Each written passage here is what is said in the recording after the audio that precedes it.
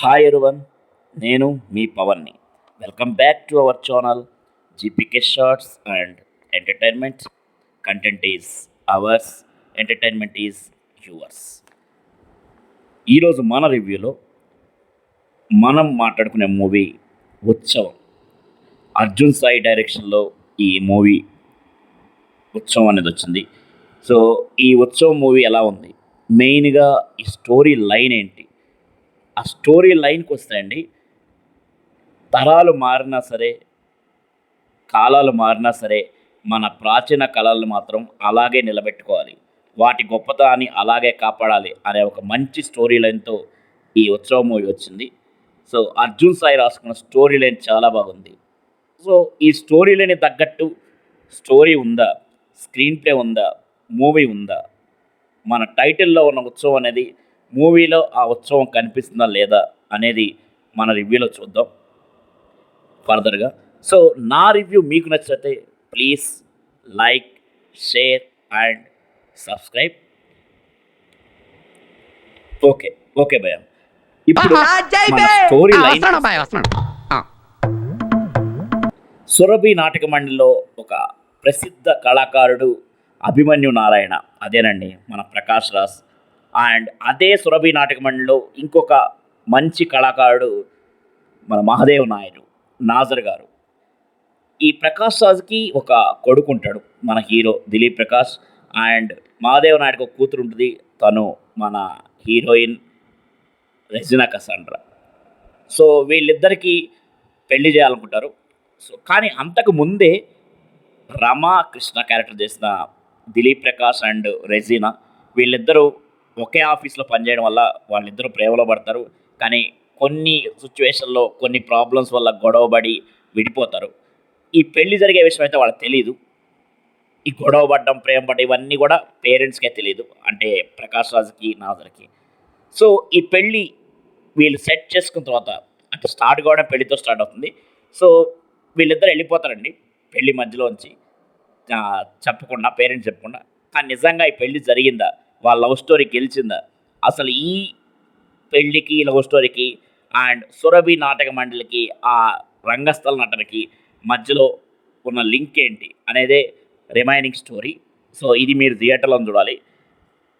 ఈ ప్లస్ పాయింట్స్కి వస్తే, మెయిన్గా ఈ మూవీ ప్లస్ పాయింట్స్కి వస్తే, అంతరించిపోతున్న నాటకాల గురించి, నాటకాలకు పూర్వవైభవం తీసుకురావాలనే కాన్సెప్ట్తో వచ్చిన ఈ ఉత్సవంలో కొన్ని ఎమోషనల్ మూమెంట్స్కి అండ్ గుడ్ మెసేజ్కి అయితే కనెక్ట్ అవుతుందా.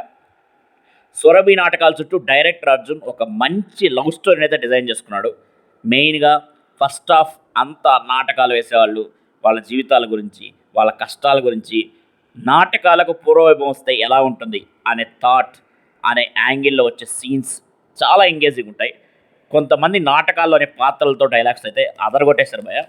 మనకు కూడా ఒక మూవీ కాదు, థియేటర్లో ఒక రంగస్థలం మీద నాటకం చూస్తున్నట్టు అనిపిస్తుంది. ఇక యాక్టర్స్ పర్ఫార్మెన్స్కి వస్తే, ఆల్మోస్ట్ ఈ మూవీలో అందరూ సీనియర్ యాక్టర్సే ఉన్నారు. మ్యాక్సిమం మనకి తెలిసిన అందరూ సీనియర్ యాక్టర్సే ఉన్నారు.